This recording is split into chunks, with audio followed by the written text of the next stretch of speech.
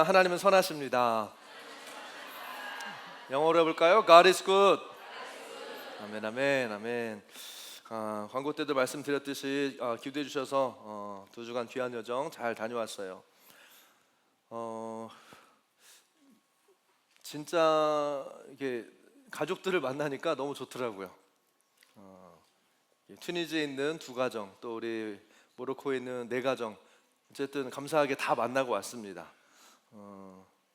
그리고 참 이번 주 돌아오는 한 주간도 이제 신방을 못 하신 분들은 신방 신청을 좀 받으려고 하거든요. 그러니까 우리 가깝지 않은 집사님한테 혹시 지난 5월달에 또 신방 신청 못 하셨던 분들은 우리 안수 집사님께 신청해 주셔서 또 이번 한 주간 또 신방하도록 하겠습니다. 어쨌든 이번에 다녀온 북아프리카는요, 저희 선교지 필드 중에 가장 먼 곳이에요. 정말 멀더라고요. 다녀오신 분들은 아시겠지만 저는 튀니지가 제일 먼저 알았더니 거기서 3시간을 더 가는 곳이 모로코더라고요. 그래서 비행기만 탄 게 한 45, 6시간 정도 되고, 또 이렇게 출발부터 끝까지 보니까 한 56시간 정도 하늘에서 있었던 것 같아요. 2주간 갔다 왔는데 한 며칠은 거기서 왔다 갔다 오며 가며 이틀씩은 빠지더라고요. 어쨌든 가장 먼 곳에 우리 선교사님들이 계신 곳에 오랫동안 좀 가고 싶었는데 저도 처음에 이제 이번에 방문을 하게 됐어요. 너무 기쁘고 또 감격스럽다고요. 그리고 이제 가기 전에 주셨던 그 마음이 비전의 확장과 또 이 재정 비즈니스의 영역의 확장이라는 그런 마음을 가지고 이번 리더십 여정을 좀 다녀왔습니다. 튀니지는요, 그 북아프리카의 아프리카의 최북단에 있는 나라라고 합니다.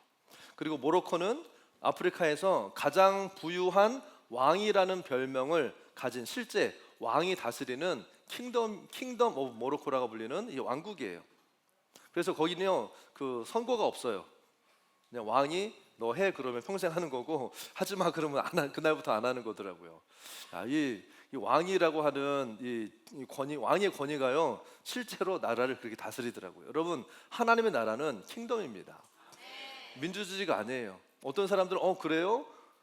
그런 사람의 의견이 존중되지 않는 그런 뜻이 아니라 하나님의 완전한 통치, 하나님의 완벽한 계획이 이루어지는 곳이 하나님 나라라는 거예요. 여러분들의 삶 가운데에도 하나님의 통치와 하나님의 완벽한 계획이 이루어진 인생이 되기를 축복합니다. 아멘. 어쨌든 이번에 튀니지 쌤들 2가정하고요 특별한 시간을 가졌는데, 이 북아프리카의 가장 최북단에 거기 가니까 그 바다가요 너무 아름답더라고요. 그 지중해 바다를 바라보면서 이 중동과 북아프리카를 넘어서 이제 유럽을 향해 나아가자는 어떤 비전을 선포하는 시간, 그런 시간도 가졌고요. 그리고 모로코에서는요, 저희가 기대하지 않았는데 마지막 날 출발하기 전날 밤에 우리 모로코 쌤들이 다 모여서 같이 좀 나누고 기도하는 시간 가운데 또 우리 미나 쌤이 감동이 된다고 참 처음에 사실 민망했어요. 갑자기 그 옆에 있는 쌤들한테 빨리빨리 돈 내놔 이러시더라고요. 무슨 쌤들한테 돈을 거두려고 했더니 거기 이제 모로코 화폐 단위 200 디르함, 100디르함, 50디르함 해가지고 지폐 종이 다 모아가지고 저희들한테 이걸 가지고 가라고, 재정을 풀어내시라고, 특별히 이 비즈니스 영역 가운데 또 나아가고 있는 우리 성도들 향하여서 막 축복하는 마음으로 그걸 주셔서 전리품으로 가져왔습니다. 할렐루야, 아멘. 자세한 내용들은 돌아오는 토요일 날 우리 이그나잇 예배 때 우리 팀들과 함께 나누는 시간들을 가지려고 합니다. 어쨌든 우리 선교사님들 얼굴 보니까 너무 반가웠고요. 또 쉽지 않은 그런 상황들 가운데 너무 수고하고, 사실은 거기서 사는 것 자체가 선교더라고요.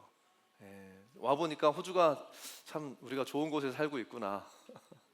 너무 감사하더라고요. 어쨌든 우리 가 계신 선교사님들 너무 계속해서 같이 기도해 주시길 바라고, 어느 한편으로 보면 정말 어둡고 소망이 없는 것 같은 그 땅에 빛 대신 예수 그리스도의 사랑과 또 복음을 삶으로 나타내며 또 보이고 있는 우리 선교사님들을 위해서 우리가 좀 더 깨어서 기도해야겠다, 이런 마음이 들었습니다. 그리고 그 땅에서 또 하나님이 하실 일들을 기대하면서 앞으로 더 그 땅을 밟고 또 오시는 분들이 많아져야겠다는 생각이 들더라고요. 여러분, 내년에 또 같이 갑시다. 아멘. 그리고 또 올해도요 갈 기회가 있으시면요 계속 가시기를 바래요.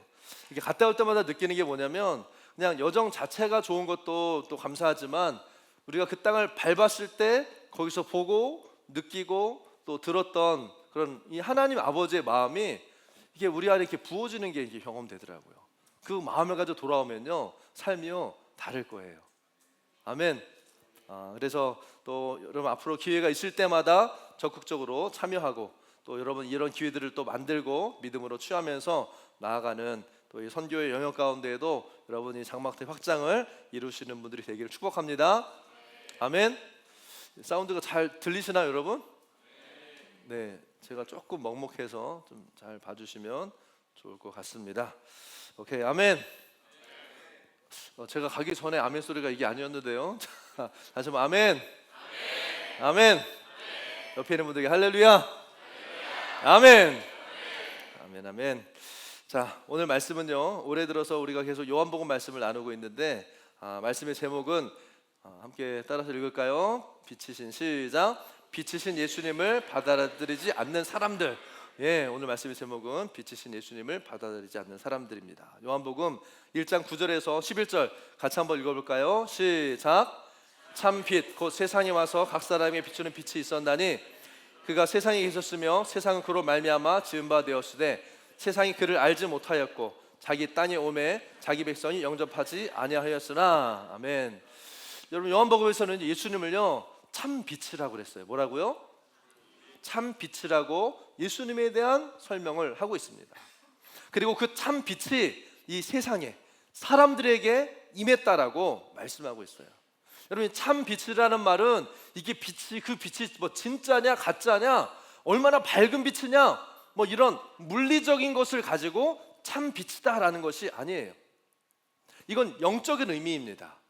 그리고 그 빛이 영적인 어두움을 밝히고 죽음 가운데 있는 영혼들을 생명으로 인도하는 실제적인 능력이 있기 때문에 이것을요 참 빛이다라고 말하고 있는 거예요. 아멘.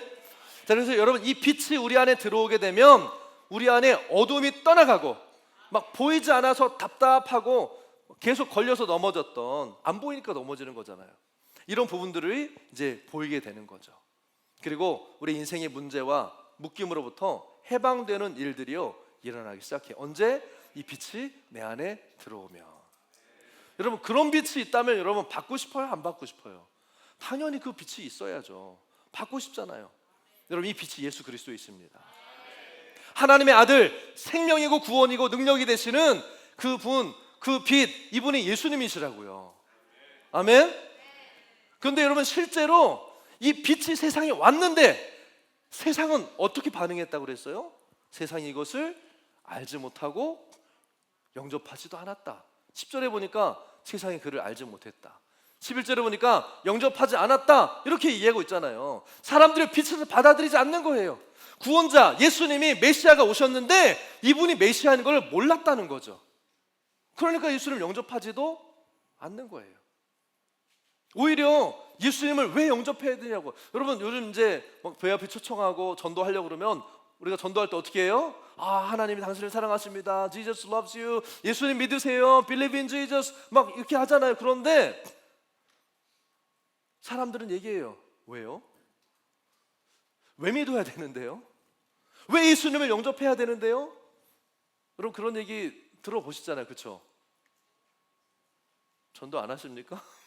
전도하다 보면 그런 얘기 듣잖아요. 왜 믿어야 되는데요? 그 예수님을 왜 영접해야 되는데요? 여러분 왜 세상은요 예수님을 몰라요.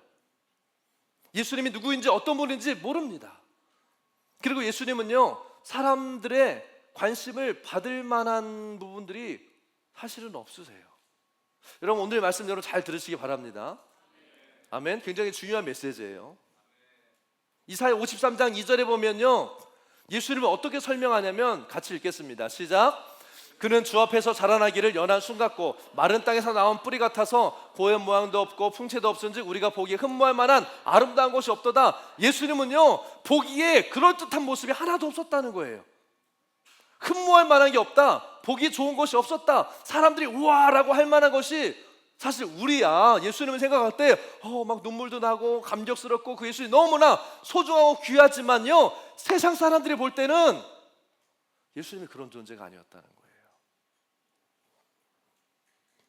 예수님이 이 땅에 오신 모습은요 우리 중에 한 사람처럼 among us 그냥 똑같은 거예요. 나나 너나 사람들은 만약에 여기 우리 저기 데이빗이 갑자기 앞에 나와서 I am the Messiah 막 이러면 뭐라고 할 거야? 요한아 뭐라고 할래? 이런 삐삐삐 뭐 이럴 수도 있겠잖아요, 그렇죠? 갑자기 오 목사님이 야 제가 왜 저럴까 하고 막 그냥 똑같이 평범한 사람인데 그 사람이 하나님이라고? 이 사람이 메시아라고? 여러분 예수님이 이 땅에 오셨을 때 예수님의 모습은요 우리와 정확하게 똑같은 아무 다른 것이 특별할 것이 없는 뭐 메시아라고 막 특별히 막 더 잘생기고 물론 우리 데이빗 너무 잘생겼지만 아멘. 예수님은요 그렇게 사람들이 보기에 잘생기거나 흠모할 만한 분이 아니었다는 거예요. 뭐 어떤 그 종교 신화를 보면 막 어떤 저기는 막 아래서 막 태어났다 그러고 막 하늘에서 말 타고 왔다 그러고 막 이런 신화들도 예수님은요 우리가 똑같이 그 여자의 몸에서 마리아의 몸에서 아기로 태어나신 분이셨어요. 막 태어나자마자 막 나는 하나님 I am who I am 이렇게 한 분도 아니고요. 우리가 똑같이 어린 시절을 베이비 시절을 거치면서 자라난 분이었어요. 우리 인간과 똑같은 모습으로 이 땅에 사셨다는 거예요. 당시 사람들이 알고 있었던 그 예수님의 모습은요 예수님은요 누구였어요? 나사렛에 사는 요셉의 아들이었어요. 그냥 어떻게 보면 평범한 옆집 우리 저기 비즈니스 하시는 분들 다 계시죠? 우리 원재 집사님 뭐 페인트 하시잖아요. 다 알듯이 옆집에 사는 페인트집 첫째 아들 뭐 이런 느낌이었던 거죠. 당시에는 요셉이라고 하는 목수의 첫째 아들 예수님을 다 이렇게 알았다는 거예요. 어떤 사람들에게는 예수 형, 뭐 예수 오빠 아니면 예수 동생 뭐 이렇게 불렸던 사람들. 그래서 창조주이시고 왕이신 예수님을 사람들은 몰라봤다는 거예요. 오늘날도 마찬가지입니다. 많은 사람들이 예수님을 단지 기독교의 창시자, 위대한 성인이나 어떤 뭐 잘해봐야 선지자 정도로 대단한 사람으로 위인으로 생각해요. 그런데 예수님은 단순한 여러분 그냥 어떤 성인이나 한 종교를 만든 사람이 아니라 여러분 예수님은 하나님의 아들이세요. 예수님은 유일한 구원자이십니다. 여러분 요즘에는 그 미디어 통신이 발달해가지고요 한 나라의 왕이나 대통령을 사람들이 다 알아요. 그러니까 근데 요즘에는요 뭐 그렇지만 예전에는 오랜 시절에는요 대부분의 사람들이 평생 왕이나 대통령의 얼굴을 볼까 말까 했다는 거죠. 그러니까 왕이 평범한 사람의 옷을 입고 거리로 나가면 사람들이 왕을 알아볼까요? 못 알아볼까요? 몰라요. 그렇게 해서 이 왕이 민심을 살피고 나라를 다스렸던 그런 이야기들도 우리가 심심치 않게 이 역사를 통해서 찾을 수 있습니다. 평범한 인간의 몸을 입고 오신 예수님을요 이 세상은 알아보지 못했고 환영하지도 않았어요. 오히려 이 땅에 오신 창조주 하나님을 멸시하고 모욕하고 결국에는 십자가에 못 박아 버렸어요. 예수님을 통해서 하나님은 자기 백성을 구원하고 생명을 주시길 원하셨는데 회복과 소망을 주길 원하셨는데 사람들은 그 음성을 외면했다는 거예요. 여러분 그게 단지 2000년 전에 그 예수님이 오셨던 당시의 당신만의 이야기였을까요? 여러분 십자가에서 죽으시고 부활하셔서 살아서 역사하시고 이 땅을 말씀으로 다스리고 통치하시는 하나님을요 사람들은 믿지 않았어요. 받아들이지 않았어요. 아무리 복을 외치고 생명의 말씀을 선포해도요 사람들이 그 음성을 알아듣지 못하는 거예요. 지금 이 시대의 사람들이 그렇다는 거죠. 심지어 교회 안에 있으면서도 종교적인 생활, 사람들과의 친목 관계 수준의 교회 다니는 걸로 만족하고 있는 그런 수준에 머무르면서 세상의 염려, 먹고 사는 문제 거기에 마음을 빼앗긴 채 사람들은 살아갑니다. 하나님의 음성을 듣지 못한 채 교회 안에 있으면서도 그렇게 살아간다는 거예요.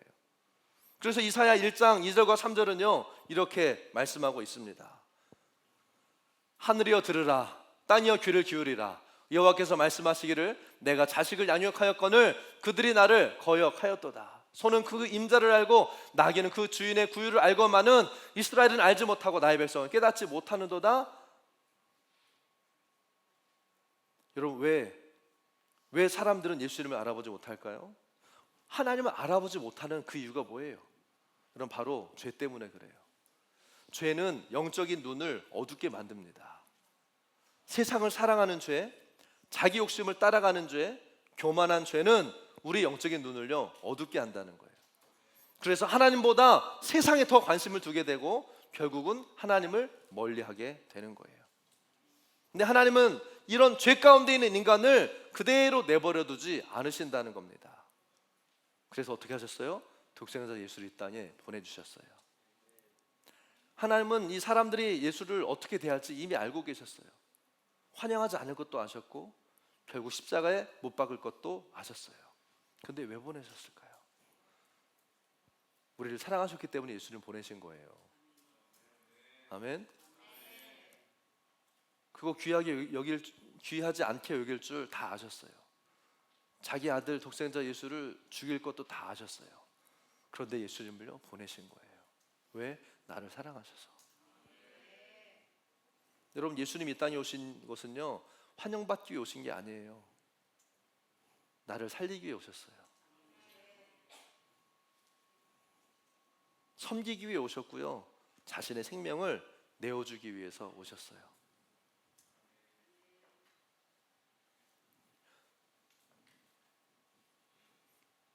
예수님이 오신 게 막 하나님한테 막 죄 짓고 하나님 기분 뭐 하나님께 안 좋게 했으니까 막 내가 와가지고 그 죄인들 다 쓸어버리겠다, 예수님이 이렇게 오신 게 아니라는 거예요. 오히려 우리를 살리고 회복시키고 구원하시려고, 죄의 문제 해결하고 우리가 구원받을 수 있는 유일한 방법인 십자가 지는 길을 가시기 위해서 예수님이 오신 거예요. 그래서 예수님이 뭐라고 하셨어요? I'm the way, the truth and the life. 내가 길이고 진리고 생명이다라고 말씀하시는 거예요. 여러분, 예수 그리스도만이 하나님께서 보내신 유일한 구원자이십니다. 여러분, 이 사실을 믿으시길 바라요. 근데 세상은 이 예수를 거부한다고요. 여러분, 오늘 예배하고 있는 여러분들은 어떠신가요? 여러분들이 예수님을 받아들이고 계신가요? 아니면 예수를 거부하고 있나요? 나는 교회 오고 있으니까, 나는 예배 드리고 있으니까, 나는 교회 오래 다녔으니까 나는 예수를 믿어 라고 여러분 그렇게 여러분 자신할 수 있습니까? 나는 예수님을 따라간다고 자신할 수 있나요? 나는 여기 성경 오늘 요한복음 말씀에 있는 것처럼 세상에 빛이 왔을 때 그 빛을 사람들이 알지 못하고 거부했다라고 하는데, 여러분 내가 그 중에 하나가 아닐 거라고 여러분 자신할 수 있냐는 거예요. 여러분, 세상은 예수님을 거부합니다. 그리고 예수님의 빛을 가진 사람들도 거부해요. 그래서 우리가 예수님을 믿고 빛 가운데 살아가기 시작하면 세상은 우리를 이상하게 보기 시작해요. 쟤 이상해진다. 쟤 예수쟁이다. 쟤 교회 가더니 조금 이상해졌어. 거기 이상한 교회 아니야? 때로는 가족이나 친구들조차 이해하지 못하고요, 핍박해요. 너 그런 식으로 살지 마. 왜 그렇게 열심을 내? 야, 너는 너 할 일이나 잘해. 여러분, 왜 그래요? 요한복음 15장 18절과 19절에서 예수님이 이렇게 말씀하셨어요. 세상이 너희를 미워하면 너희보다 먼저 나를 미워한 줄 알라. 너희가 세상에 속하였으면 세상이 자기 것을 사랑할 것이나 너희는 세상에 속한 자가 아니요. 할렐루야. 도리어 내가 너희를 세상에서 택하기 때문에 세상이 너희를 미워하느니라. 여러분, 우리가 이걸 깨달아야 돼요. 우리는 세상의 사랑받는 자들이 아니에요. 오히려 빛을 가지고 세상으로부터 미움 받을 수 있는 존재가 우리라는 거예요. 아멘? 여러분, 이게 빛과 어두움의 속성이라는 거예요. 빛은 어두움에 가려진 것들을 드러내기 시작합니다. 숨기고 싶은 것을 빛은요 드러내요. 가려졌던 것들을 다 들통나버려요. 그러니까 가리고 안 보여주고 싶은 게 있는 사람들은요 빛 앞에 나오는 것을 좋아하지 않아요. 그런데 그 빛을 가진 사람들이 가까우면 여러분 좋아하겠냐고요? 싫어하죠. 거부하죠. 어두움은 빛이 오면 떠나야 됩니다. 그래서 어두움은 빛을 싫어해요. 그래서 어두움은 자꾸만 어떻게 돼요? 빛을 공격하는 거예요. 내 안에 어두움이 있으면요 빛이 있는 사람을 공격하게 돼요. 할 수만 있는 대로 어두움을 합리화하고 어두움을 정당화합니다. 빛이 올 필요가 없다라고 말해요. 빛이 없어도 잘 살고 있고, 나 지금 이대로 잘 먹고 잘 살고 있고 이대로 괜찮다고 하면서요 빛을 밀어내요. 진리를 밀어내요. 하나님의 내 안에 어둠들을 드러내셔서 나를 고치고 나를 새롭게 하는 것들을 거부하고 막아선다는 거예요. 그게 누구예요? 세상 사람들이 아니라 어쩌면 빛이 내 안에 들어오는 걸 거부하고 있는 내 모습일 수도 있다라는 거예요. 그렇게 사람들은 어두움 가운데 있고 싶어 한다는 거죠. 근데 여러분, 그게 사람들이 어둠 가운데 있고 싶어서 그렇게 하고 있는 것이 아니라는 거예요. 사실은 그 안에는 어둠이 원하는 것이라는 것을 사람들은 몰라요. 그러니까 계속 어둠 가운데 속으면서 살고 있는 거라는 거예요. 여러분, 이해가 되십니까? 아멘. 사랑하는 여러분, 어둠의 생각, 어둠의 일을 따라가지 말기를 바랍니다. 하나님은 빛의 자녀로 우리를 부르셨어요. 옆에 있는 분에게 선포해 주세요. 당신은 빛의 자녀입니다. 이번 한 주간 여러분 많이 피곤하셨던 것 같아요. 조금 저도 지금 제정신은 아니지만 똑바로 정신을 차리고 말씀을 전하려고 하니까 여러분들도 졸리신 분들 일어나셔서 뒤로 가셔도 괜찮아요. 근데 왜냐면 오늘 이 말씀 너무 중요해요. 특별히 지금 영혼 구원과 막 하나님의 이 복음에 대해 선포, 우리가 일하려고 여러분 전도하는 거 아니에요. 영혼 구원은 빛의 선포입니다. 내 안에 빛이 임해야 돼요. 빛을 가진 사람이 빛의 영역을 여러분 선포할 수 있어요. 아멘. 아멘. 그래서 오늘 말씀 잘 들으시라고 하는 거예요.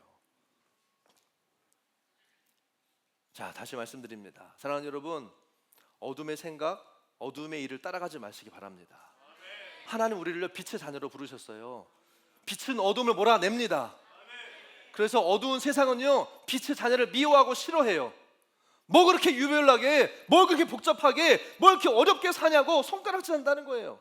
아니, 사람 살면 사람들 친구도 사귀고 하려면 뭐 술 한 잔도 좀 할 줄 알아야 되고, 필요하면 일요일날 사람들이랑 놀러도 좀 갈 수 있어야 되고, 적당히 타협하면서 할 거는 하고, 사회성 좀 키우고, 사람들한테 인정도 받아야 성공도 하고 뭐도 할 수 있지 라고 말하면서요, 유혹한다는 거예요. 여러분, 우리가 진짜 그 말대로 세상 그럴듯해 보여서 세상과 타협하고 다시 어두운 가운데 살아가기 시작하면 사람들은 우리를 편하게 여길 수 있어요. 그렇지, 그렇게 사는 거지. 그래, 괜찮아, 잘했어. 뭐 그럴 수도 있어. 실수할 수도 있지. 교회 한번 안 갈 수도 있지. 뭐 잠깐 뭐 한잔 할 수도 있지 말이야. 사람들의 기준대로 우리를 편하게 받아들일 수 있어요. 그런데 여러분, 동시에 우리의 영혼은요, 다시 어둠에 묶여버릴 수 있다는 거예요. 사랑하는 여러분, 우리는 세상과 타협하기 위해서 부름받은 사람들이 아니에요. 세상 사람들한테 편안하게 보이려고 부름받은 사람들이 아니에요. 빛으로 살아가기 위해 부름받은 사람들이에요. 적당히 놀러 다니고 타협도 하고 눈 딱 감고 친구들하고 한잔하면서 이게 죄인 줄 알지만 관계 때문에, 소위 사람들이 말하는 큰 일을 위해서, 대의를 위해서 눈 감고 모른 척하고 넘어가기 시작하면요, 그 영혼 안에는요, 자기도 모르는 사이에 걷잡을 수 없는 어둠이 스며들기 시작한다는 거예요. 여러분, 이거 쉽게 돌이켜지지 않습니다.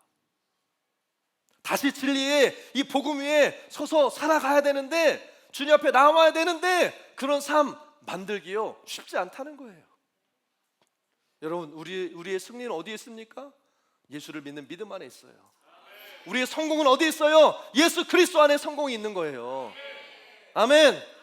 그래서 세상의 유혹에 쓰러지지 않으려면 여러분, 우리가 기도 가운데 서 있어야 됩니다. 세상의 공격을 물리치고 승리하려면 말씀 가운데 살아야 돼요. 빛의 자녀로 살아가려면 성령 안에서 살아가는 법을 계속해서 배워야 돼요. 그럴 때 영적 전쟁에서 승리하는 거고, 생명이 내 안에서 살아나고 어둠의 권세가 떠나가고 자유와 기쁨으로 매일매일 하나님 앞에 예배하며 살 수 있는 거예요. 왜 내 삶이 이렇게 어렵지? 왜 나는 이렇게 맨날 절망하지? 왜 나는 이렇게 똑같은 문제에 넘어지고 있지? 왜? 내 안에 빛이 점점 그 힘을 잃기 때문에 그래요. 예수 이름으로 살아날지어다. 예수 이름 회복될지어다. 내 안에 어두움들은 빛 가운데 몰아내고 하나님의 빛으로 충만하게 되는 한 분 한 분 되시길 축복합니다. 아멘. 왜 많은 성도들이요, 오랜 시간 동안 교회 다녔지만 변화가 없어요? 빛 가운데 살지 않으니까 그런 거예요. 적당히 타협하면서 종교적으로만 살아가니까 변화가 없는 거예요. 5년을 다니고 10년을 다니고 20년을 다니고 평생을 교회 다녔는데 그냥 교회는 알고 성경된 지식은 있지만 삶의 변화 열매가 없는 거예요. 그런데 예수님은요, 멸시받고 조롱받으면서도 끝까지 빛으로 사셨어요. 여러분, 그게 빛의 속성입니다. 빛은 어두움과 함께할 수 없어요. 빛은 어두움을 몰아냅니다. 우리도 마찬가지예요. 세상의 인정과 칭찬을 구하는 삶이 아니라 빛과 생명을 가지고 세상을 살리는 삶을 살아야죠. 세상에 동조하는 삶, 세상 사람을 인정해 주는 삶이 아니라 우리는 세상을 살리는 삶을 살아야 돼요. 아멘. 여러분, 세상에서 인정받고 사람들이 알아주고 칭찬해주는 그런 걸 원하십니까? 사람들이 보는 눈, 인정, 사람들이 부럽다, 부럽게 바라봐주는 그런 플렉스, 요즘 그런 말 쓰잖아요. 플렉스, 플렉스 좀 있네. 여러분, 그런 게 그렇게 중요한가요? 스스로 대단하게 여기고 사람들이 대단하게 봐주는 거, 그게 그렇게 중요합니까? 여러분, 예수님은 참 빛으로 오셨지만요, 세상은 예수님을 받아들이지 않았어요. 사람들은 예수님을 거부해 버렸습니다. 이사야 53장은 이렇게 말합니다. 3절 말씀을 같이 읽어볼까요? 시작. 그는 멸시를 받아 사람들에게 버림받았으며 강고를 많이 겪었으며 질고를 아는 자라. 마치 사람들이 그에게서 얼굴을 가리는 것 같이 멸시를 당하였고 우리도 그를 귀히 여기지 아니하였도다. 그는 멸시를 받아 사람들에게 버림받았다. 예수님은 멸시를 받으셨고 사람들에게 버림받으셨어요. 사람들의 인정을 받고 칭찬을 받는 것이, 여러분, 그게 나쁜 게 아니에요. 잘못된 게 아니에요. 그러나 여러분, 멸시받고 버림받는다는 게 뭐예요? 내가 예수님처럼 진리를 따라 살기 때문에, 복음을 부끄러워하지 않고 전하기 때문에 인정이나 칭찬 대신에 무시당할 수 있다라는 거예요. 욕먹을 수 있다라는 거예요. 내가 때로는 공격받을 수 있다라는 거예요. 때로는 부당하게 불이익을 당할 수 있다라는 거예요. 아멘? 그런 삶도 나는 감내하고 비추를 살겠다고 하는 것이 예수님을 닮은 삶이라는 거죠. 아멘?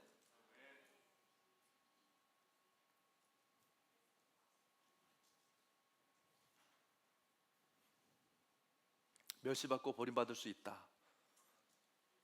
그게 결코 잘못된 것이 아니다. 당연하다라고 여러분 기억하세요. 따라합시다. 당연하다. 옛날에 그런 프로도 있었잖아요. 당연하지. 너무 오래된 거죠. 모르는 애들도 많죠, 그렇죠? 당연하다. 여러분, 당연하다. 그럴 수 있는 거예요.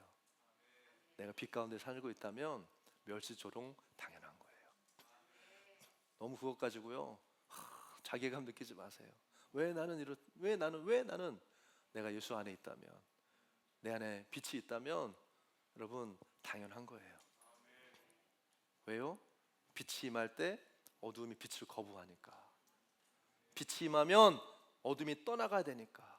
빛이 비추어지는 것을 방해하고 어떻게든 막으려고 멸시하고 조롱하고 핍박하고요 공격하는 거예요. 빛을 거부하고 대적하는 거예요. 다시 한번 고백합시다. 당연하다. 그게 당연한 거예요, 여러분. 그것 때문에 우리가 다시금 어둠으로 돌아가서 살 필요가 없어요. 그것 때문에 우리가 다시금 사람 인정을 받으려고 진리에서 벗어날 필요가 없다라는 거예요. 여러분, 어두움은 빛을 싫어합니다. 어두움과 빛을 공존할 수 없어요. 빛이 들어오면 어두움은 드러나고 죄가 드러나기 때문이에요. 아멘? 그래서 사람들은 어둠 가운데, 죄 가운데 머물고 싶어 해요. 자기를 드러내기를 싫어해요. 자기를 가리려고 그래요. 자기를 오픈하기 싫어해요. 대화하다 보면 어떤 사람들은요 정말 마음을 안 열어요. 물론 비밀 없이 속속들이 다 얘기하는 게 다가 아니에요. 근데 마음을 열지 않아요. 목사님 괜찮습니다. 저 잘 살고 있어요. 좋아. 하나님 잘 하실 겁니다. 할렐루야, 아멘. 근데 왜 뒤에 가서는요 그 어둠 가운데, 절망과 낙심 가운데 살고 있냐고요. 그 안에 빛이 있기 때문이에요. 그 어둠 가운데 머물고 싶어 하기 때문이에요. 그렇게 감추고 살아가는 거예요. 거기엔 여러분 생명이 없습니다. 변화도 없고요, 회복도 없고요, 새로운 삶도 없어요. 교회를 오래 다녔어도요 그 삶의 변화가 없고 하나님이 약속하신 그 복, 생명 역사가 일어나지 않는 이유, 바로 이거예요. 내가 계속 어둠 가운데 있기 때문에. 그러니까요 자꾸만 인간적인 방법으로요 뭔가 이루어내려고 하고, 더 열심히 하려고 하고, 더 많이 하려고 하고, 여러분, 더 많이 하고 더 열심히 하고 더 큰 걸 이루는 이것이 중요한 게 아니에요. 내 안에 빛이 있느냐가 중요한 거예요. 그 많은 것들이 이루어놓고 내 안에 어둠과 낙심과 두려움과 절망 가운데 세상의 욕심을 따라 사람들이 인정을 받는 것을 따라가는 삶을 살고 있다고 한다면, 여러분, 그리스도인이 맞습니까? 예수를 따라가는 하나님의 자녀의 삶이 맞습니까? 여러분, 변화 역사는요, 빛 앞에 어둠이 드러날 때 일어나는 거예요. 생명의 역사는 빛 앞에 어둠이 드러날 때 일어나는 것입니다. 여러분, 종교가 사람 변화시키는 거 아니에요. 오직 참 빛이 되시는 예수님만 우리 인생을 변화시킵니다. 여러분, 세상에도 스스로 빛이라고 하는 게 많아요. 여러분 계몽 운동을 영어로 Enlightenment Movement라고 그래요. 세상에도 빛이라고 하는 것들이 있어요. 그래서 사람들은요, 새로운 철학, 새로운 사상, 새로운 종교, 새로운 교육 시스템, 어떤 새로운 자기 개발의 어떤 패턴들, 야, 이거 신박하다. 사람들이 이것을 빛처럼 따라가요. 이것을 빛이라고, 이것을 소망이라고 막 따라가요. 어느 정도는 이것들이 사람들에게 도움을 줄 수 있죠. 어느 정도의 변화와 성장을 이끌어줄 수 있을지 몰라도, 그러나 이런 것들이 영원한 생명을 우리에게 주지 않는다는 거예요. 사람을 근본적으로 변화시키는 게 아니에요. 오직 예수님만 우리에게 생명을 주시고 예수님만 우리를 근본적으로 바꾸실 수 있습니다. 그래서 예수님이 참 빛이시라고요. 아멘. 고린도후서 11장 14절에서는 뭐라고 말합니까? 사탄도 자기 자신을 광명한 천사처럼 보이게 한다는 거예요. 이것은 이상한 일이 아니다. 또다시 나오네요. 당연하다. 맞아요. 사탄도 자기를 광명한 천사로 가장하는 게, 왜? 그래야 속이니까. 그래야 참빛처럼 보여질 수 있으니까. 그래서 이단, 사이비, 막 많은 세상의 어떤 가치들. 이번에 잠깐 두바이 거치면서, 물론 새벽 시간이었지만 깜짝 놀랐어요. 어마어마하더라고요. 저는 어떤 걸 느꼈는지 아세요? 마치 돈이면 돼, 이걸 메시지로 주는 것 같더라고요. 어마어마한 이 돈의 그 힘과 영향력으로 사람들 보면서, 야, 이게 다 돈의 힘이야. 사람들 그걸 추구해요. 와, 멋지다. 나도 저렇게 하고, 나도 이런 거 한번 해보고 싶다. 하나님 없이도 마치 사막에 강을 내고 길을 낼 수 있는 능력이 있는 것처럼. 뭐 그 사람들이 다 나쁘고 뭐 싫다, 이런 오해하지 마세요. 제가 제 개인적인 감동이니까요. 광명한 천사와 같은 거짓된 빛으로 세상이 많다는 거예요.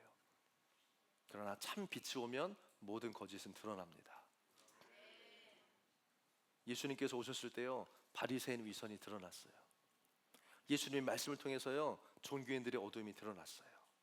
사랑하는 여러분, 여전히 어둠 가운데 있으면서 신앙의 변화와 성장이 일어나기를 기대하는 어리석은 생각을 우리는 버려야 됩니다. 여전히 우울함과 낙심과 두려움과 죄 가운데 있으면서 축복과 은총이 왜 풀어지지 않느냐고 불평하지 마시길 바라요. 어둠이 떠나가야 됩니다. 죄와 낙심과 두려움이요, 빛 앞에서 떠나가야 돼요. 그러기 위해서는 뭐예요? 빛이 내 안에 들어와야 돼요. 아멘. 그런데 빛이 왔는지, 빛이 왔어도 이걸 거부해버린다면 여러분 어떻게 되겠어요? 여러분, 빛을 받아들이기 바랍니다. 따라합시다. 빛이 임해야 된다. 빛을 받아들여야 된다. 할렐루야. 그럴 때 여러분들의 삶 가운데 생명의 능력이 나타나고요, 가정이 변화되고 삶이 변화되고 어둠의 권세가 떠나가게 되는 하나님의 약속된 축복과 은총과 부르심을 이루는 복된 삶이 될 것입니다. 그런 인생이 되기를 예수의 이름으로 축복합니다. 이 밑에 올라와 주세요.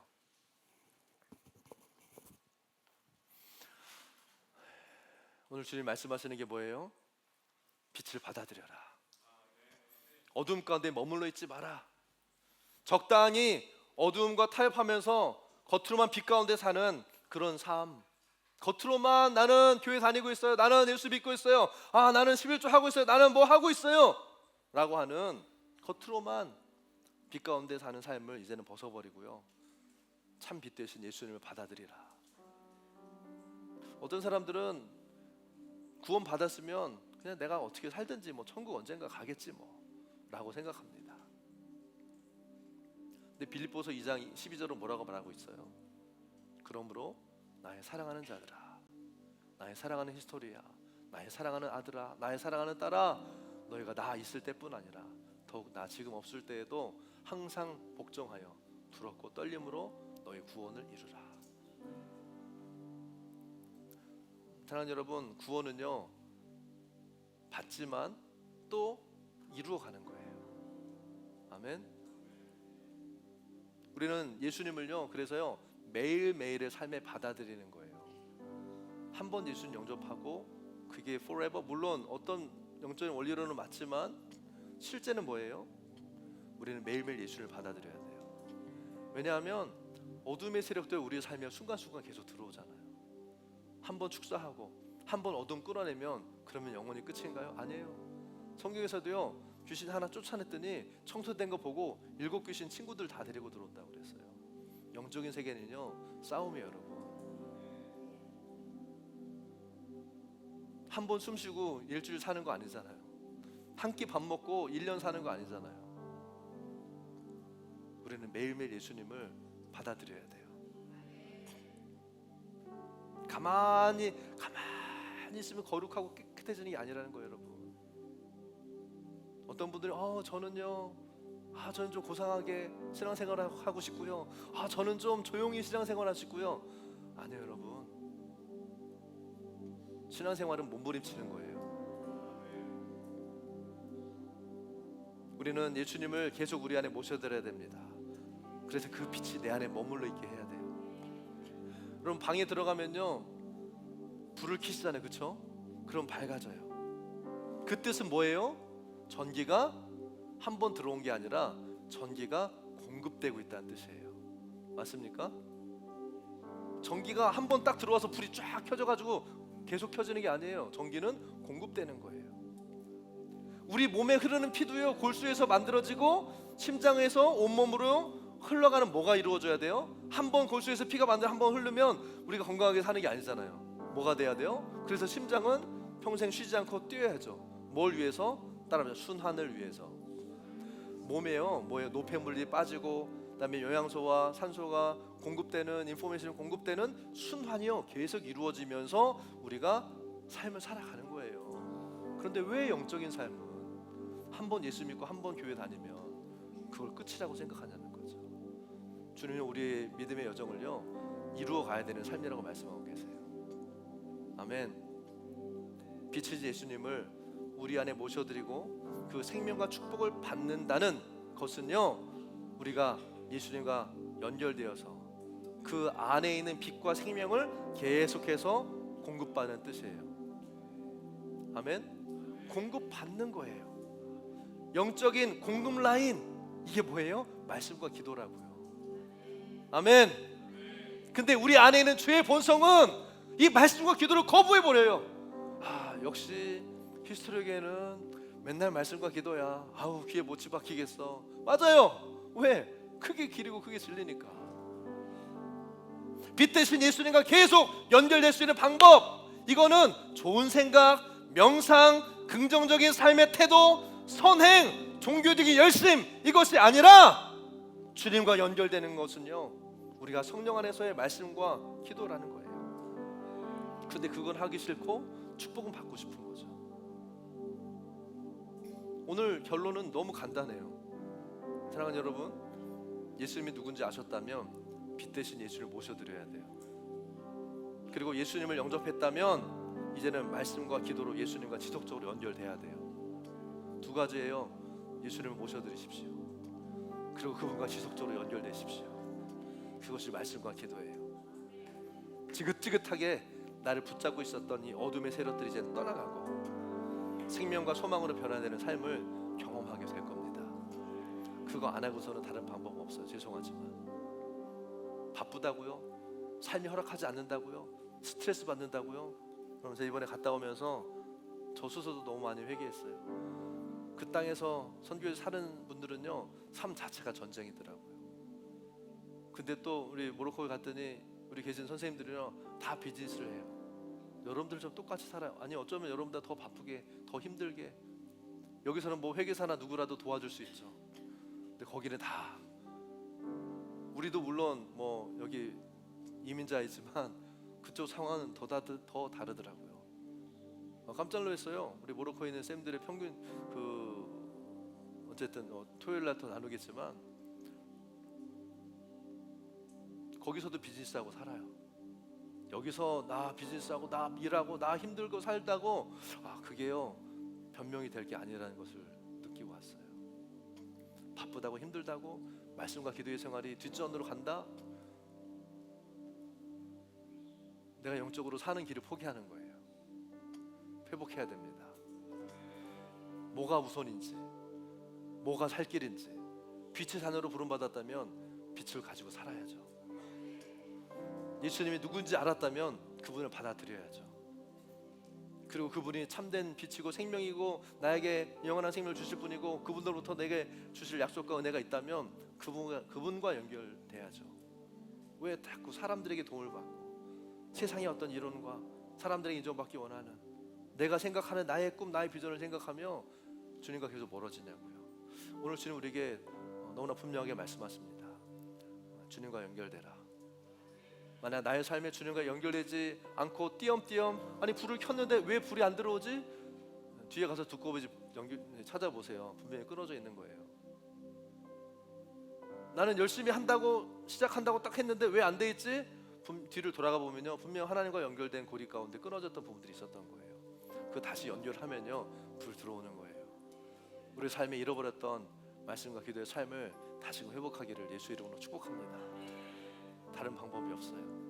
우리 같이 일어나서 기도합시다.